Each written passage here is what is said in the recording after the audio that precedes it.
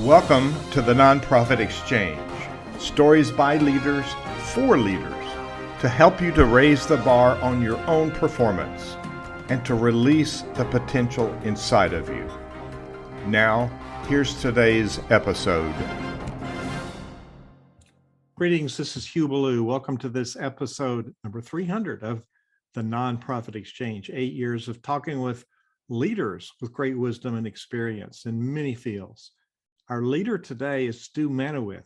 We're going to talk about data and why it's important. So Stu, let's start out by talking about who you are and why are you doing this great work? It's funny, none of us, I think, when they are 30 plus years into their career, as you and I both are, look back and think when we were in our 20s, what we'd be doing now.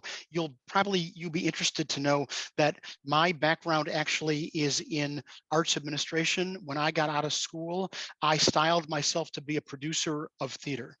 And in fact, I worked at a theater for the first 4 or 5 years of my career, but it was a nonprofit theater and I was mentored by a wonderful director of development. She's since passed away, but I learned from her about fundraising and about that fundraising can be a very rewarding profession.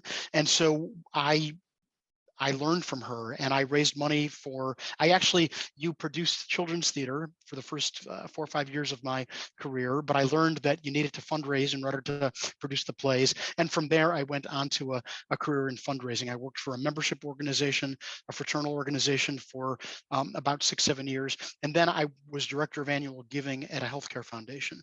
And that's where I really cut my teeth on learning fundraising because annual giving so often depends on leveraging data and using data. I got to be very comfortable and familiar with data. And I was there for about 7 years. And then some people like to joke and say that I went over to the dark side, but I really went over to the technology side. I went to work for a company called Blackbaud. I think a lot of our listeners are familiar with Blackbaud, the Razor's Edge being probably their main fundraising CRM product. And then about 6 years ago, so I was there for about 13 years working on with organizations, including, frankly, a lot of faith-based organizations were part of my patch, implementing their nonprofit fundraising and accounting systems. And then about 6 years ago, I went to work for Omatic Software, which is where I work now, which is a data integration company that is focused exclusively on integrating data for organizations in the nonprofit sector. Great. We're streaming this live on Facebook. You can find us at thenonprofitexchange.org. Stu represents Omatic, O-M-A-T-I-C software.com, and we'll talk a little bit about that later. But Stu, I've been working in the sector for 33 years now, and I find a large gap in the way organizations, churches, nonprofits, community-based groups, associations a little better because they have to stay in touch, but there's a stewardship piece that goes with managing our data, because we have people that give us money, they give us their time, they give us their intellectual property because they have a passion about what we do, our purpose, our mission, and we're in the business of transforming lives. So what's the biggest challenge for those of us that are really way too busy in understanding what we need to know about managing data? The data are people's names, all the stuff about them. How do we build and maintain those relationships using data? So talk about the importance of it and what kind of data are we talking about? Sure, thanks, Stu. That's a great lead in. I would say, first of all, the thing that people need to think about, and it's not easy if you're not used to it, but I would say let's get in the practice of it, is that organizations need to think about their data as an asset like any other asset, like money in the bank, like investments, like cars and houses, and anything else that you think of as an asset. Data is an asset. It has tremendous value. It has tremendous worth. And because of that, it should be taken care of and stewarded and fed and cleaned and just taken care of the same way that you would take care of and steward any other asset that is going to be valuable to you. Does that make sense? It absolutely does. If you had a car, you'd get the oil change, you'd fill it full of gas, right? Right. And You if you might have wash it. You might wash it occasionally.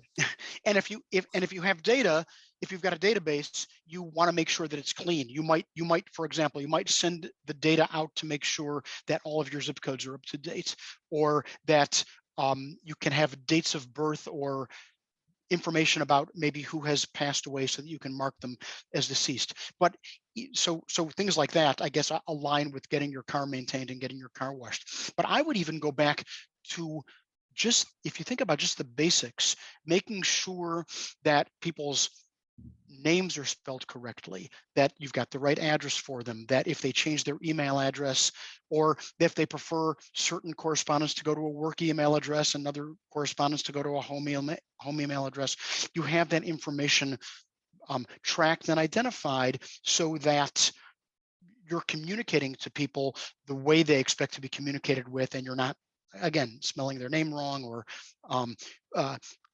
referring to a married couple appropriately, or if someone, God forbid, gets divorced and a name change goes back. People want to be referred to the way they want to be referred to. And I would say just those basics are a great start. I get emails that are requesting a donation and people spell my name wrong. Yeah. And that doesn't say they care very much about the relationship.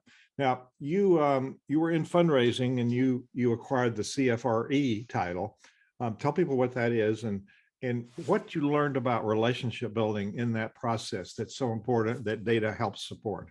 Yeah, thank you. Thanks for the question. So I earned my CFRE in 1999, so I guess that's 23 years ago. It stands for Certified Fundraising Executive, and what it means is someone who has earned that designation. I'll just take a minute and tell you about the process. Has achieved a base, what the fundraising profession considers to be a baseline level of subject matter and domain expertise in order to be an effective fundraiser. And the process is you have to have 5 years of experience as a fundraiser, demonstrate that you have what is called professional practice, means that either you've raised X amount of dollars over those 5 years, or you've managed a fundraising team, or you've built a communications program, or something that supports and extends and enhances the development and philanthropy. And then you sit for an exam. It's a 200 question exam that you have to pass at a certain level. What I learned from that process and from being a fundraiser, and then from working with data systems that support fundraising, is you can't underestimate the importance of relationships and relationship building, and that people, supporters, whether they are people who register for an event, sign up to attend a class, subscribe to a newsletter, all of those things work together. All of those different ways they touch an organization work together to form a picture of a person or a couple or a household. And a fundraiser or a development professional, donor relations professional, it behooves them to use all of that data in how they interact and how they communicate with those people to build that relationship. And sometimes that relationship is going to be an email or an online, a virtual relationship. For major gift officers like my wife, who's a major gift officer for a hospital, it's very much in person. But at all levels of the fundraising pyramid, we talk about the bottom of the pyramid, which is I call it the low cost, high volume donors, versus the top, which is the major donors, or people who are heavy in their will. Regardless, you've got to know whom you're talking to, and you have to have the data. There's so much data. You have to have data in your systems that you can use when you're establishing those relationships, and when you are cultivating and soliciting and stewarding those relationships. I remember watching the movie. I think it was Alan Arkin or Alan Alda. That was a politician, Tynan or something, Joe Tynan, and he's on a call with a constituent, and his assistants there pulling through the card file. It was three of us. He says, "How Joe? How's Sally and the kids?" Exactly right. Exactly right. He had in front of him, and I know I watch NASCAR races. I know they have some sort of database. They can give all the history of this driver and what's going on, and the statistics. They just rattle them off like it's in their brain. But on the other side of that, when somebody remembers my birthday or remembers something I did significant, that's important. So you talked about we do different things. So we have a portal where we have donations, and that comes into a donation database. Right. We have an email database. We have a mailing database. We have hopefully a segmented database. So we have planned giving, we have major gifts, we have small monthly gifts, we have people segmented differently. It's a mess. It's a mess. We also have, I mean, I'd say you're going a little deeper than scratching the surface, but organizations will also have event management. They'll have an events database. They will have volunteers. Very often, congregations will have a separate membership database, separate from fundraising. I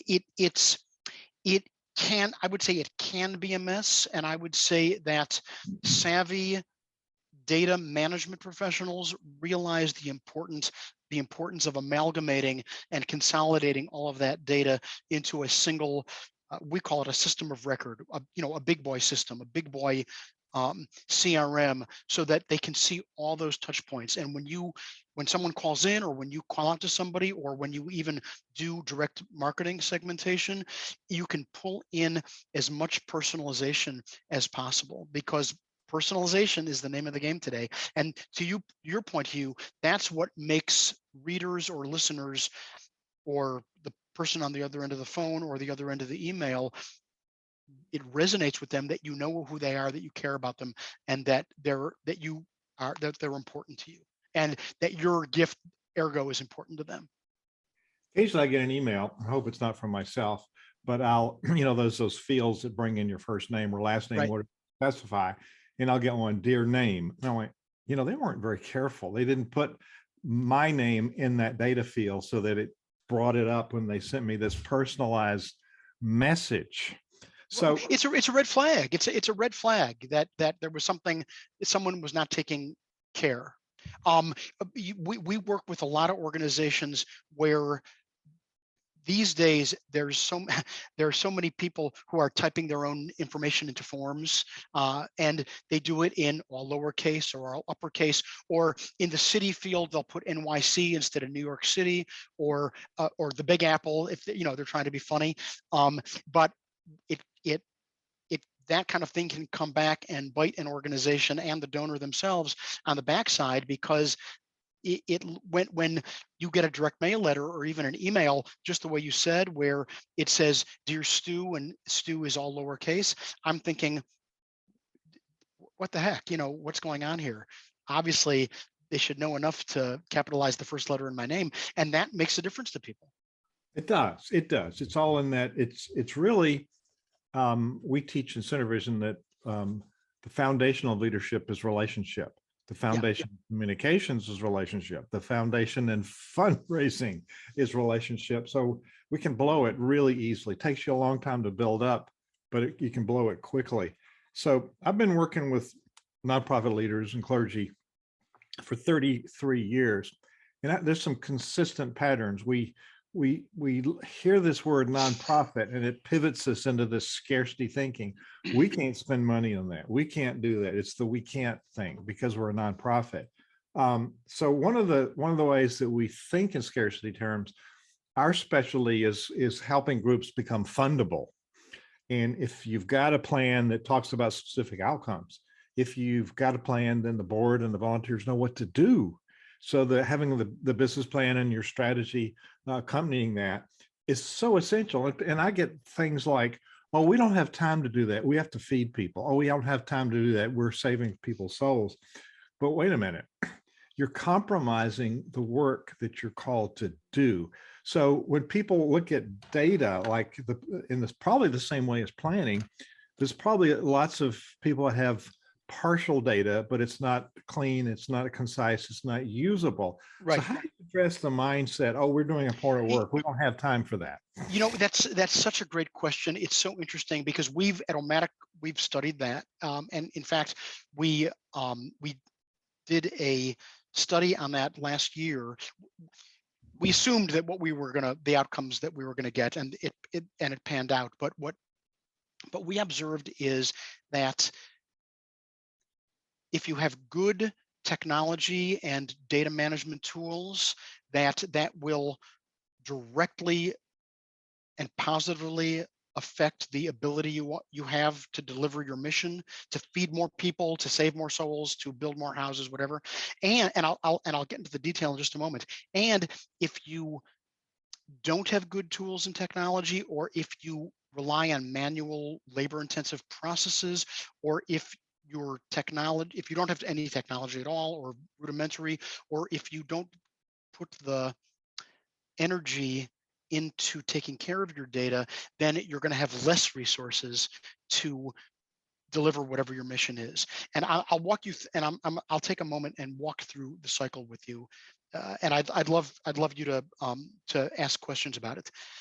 So when your technology and your tools ensure that your data are of high quality, current, fresh, clean, error-free, complete, comprehensive, amalgamating all those data points, then the processes that use that data are going to be more effective.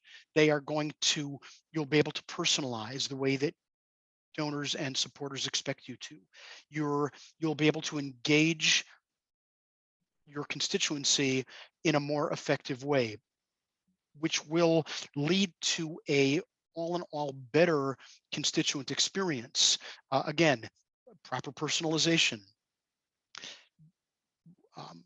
expectations being met by that community of people that you're engaging with, with whom you're building the relationships.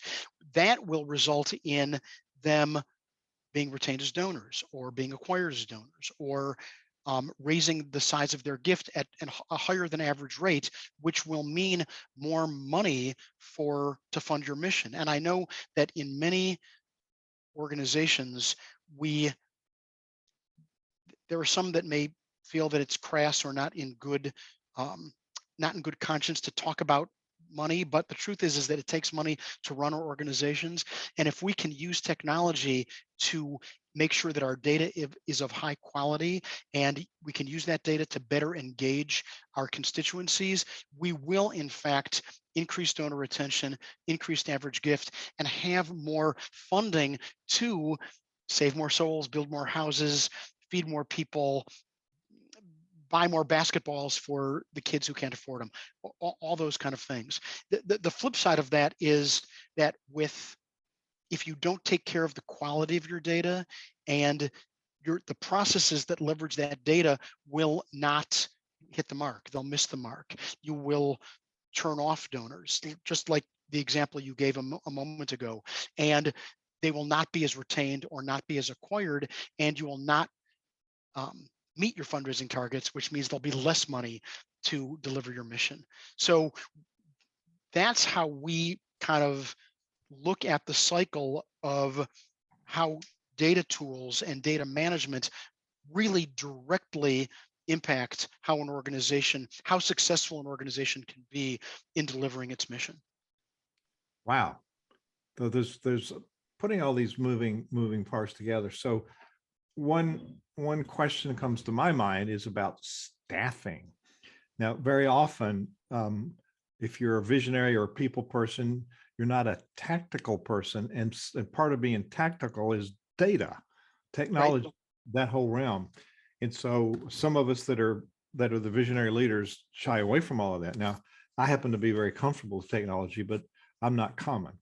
So what would you say to a person like that? And we tend to want to, oh, it's a nonprofit, let's get some college kid to do this for us. You really need somebody with a higher level expertise that can actually, it's an investment for you. That's actually going to deliver much more in results than you're paying them. So how do we rethink about whose area of expertise do we delegate? Delegate is leadership quality we know little about, but we need to delegate this piece to somebody who's going to manage the fullness of it. So what advice do you have about staffing it? Sure. Again, great question. In this day and age, we're already in the second fifth of the 21st century. In this day and age, every organization has a database. I mean, I know that for many that may be an Excel spreadsheet, but for most, they have a database, and there should be somebody identified as being the owner of that database. And I think it really does fall to them. And those people, when I was in the theater, my very first job, and I think this is often true in faith-based organizations and any organization, and that is people who, when I was in the theater, people who were theater majors found themselves, being the accountants and writing the purchase orders and making the phone calls and doing the business things that they never really anticipated doing. And I think I find that true among clergy and among other social workers who went into the field to deliver the mission, and they find themselves running the organization. So, and whether someone has come into it that direction or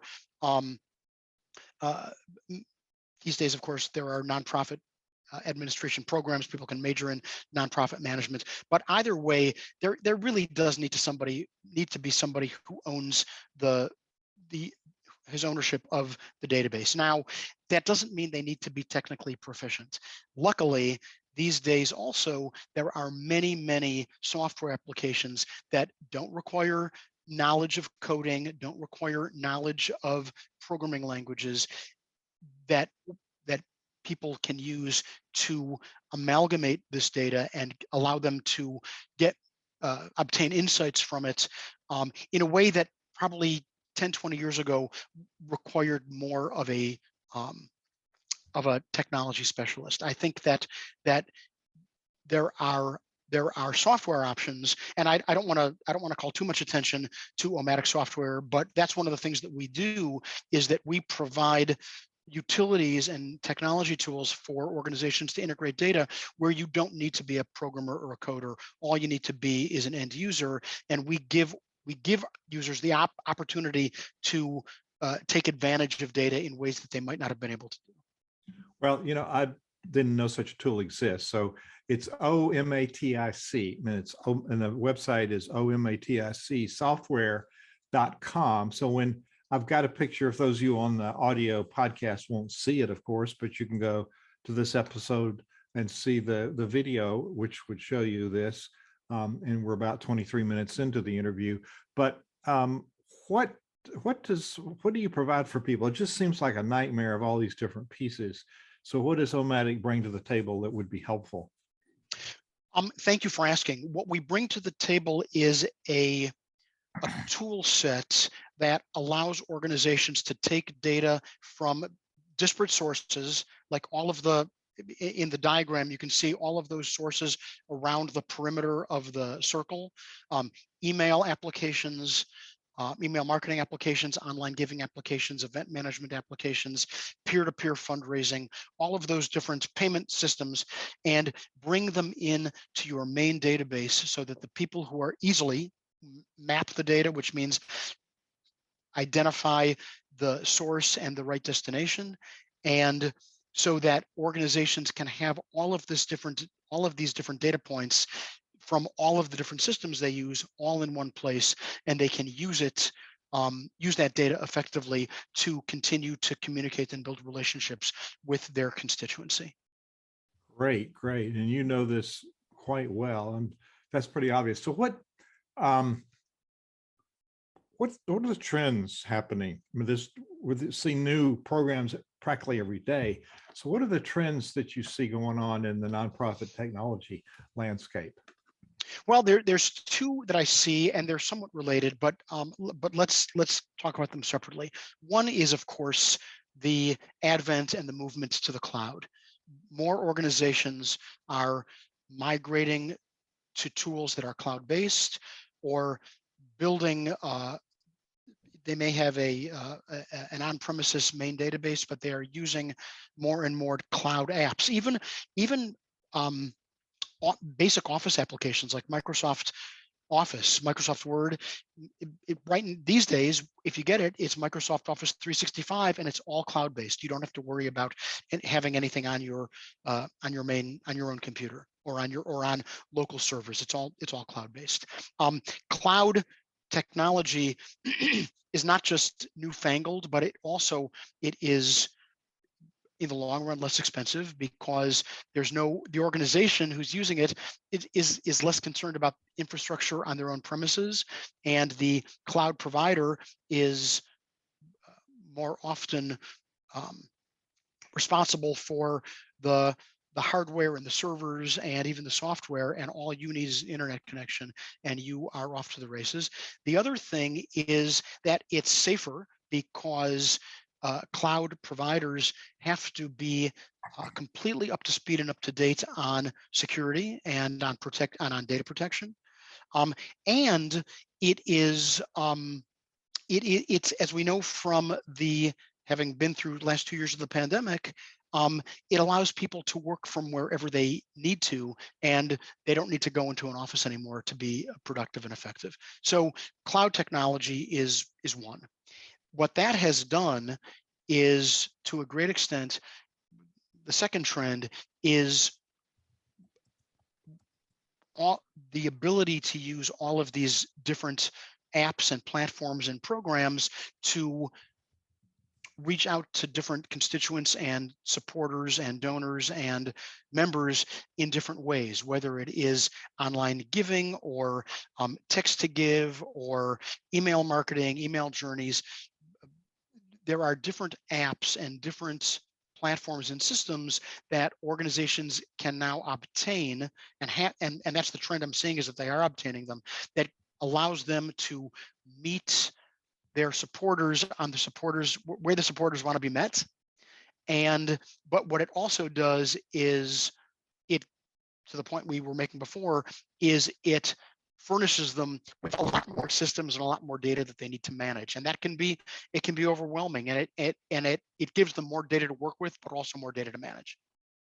Your title that you gave me was from data and technology to mission impact, : is it a virtuous cycle? A virtuous cycle, yeah, a virtuous cycle. Say more about that, please. So a virtuous cycle is any cycle that where there's some dependencies, excuse me,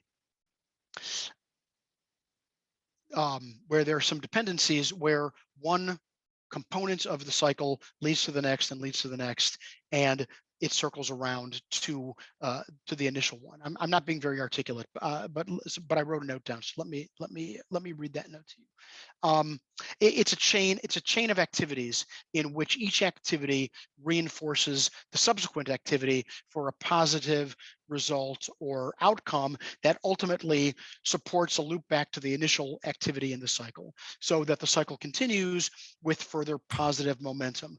In fundraising, we hear talk of something called moves management. That's a great example of a virtuous cycle.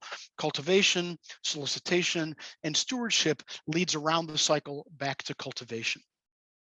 And the cycle that I was talking about, from starting with an investment in tools and technology and cycling around to quality data, better processes, better engagement, more money for mission impact, is a virtuous cycle. It will continue around and around until something disrupts it. Mostly it's us disrupting it. Yeah. So Stu, this is very enlightening. And, we have all of this at our fingertips. And so I would hope that people would look at this sector more closely, and then reach out. We do have volunteers that could be helpful here, but then it would pay us to even have a part-time staff person to help oversee all of the data and how it's applied, and making sure that the people on the board understand the data as well. So this works both ways. It's an outreach for data, but also it's an information system for us. So this is really good. Hadn't heard about this, been in the field a long time. So you reached out and we connected, and I'm thanking you for being here today. So That was my pleasure. I'm going to give you the last word. What do you want to leave people with? A question, a challenge? What do you want to leave them with? So I would say, I guess my challenge is try to look at your data as an asset. Try to look at all of the ways that you can get insights from consolidating data from different points and the stories they tell about the donors or the supporters or the congregants or the members that you're working with, and how you can use data to build a relationship with them and have them build that relationship back with you. And hopefully, and again, at the risk of sounding too crass or mercenary, getting them to invest in your cause so that you can do good with the resources that building that relationship provides. Absolutely good. So folks, you can find it at, I'm going to read your website one more time. It's Omatic, OMATIC software.com. Stu Manewith, thank you for being our guest today on the Nonprofit Exchange. My pleasure. Thank you so much for having me. Thank you for watching the Nonprofit Exchange.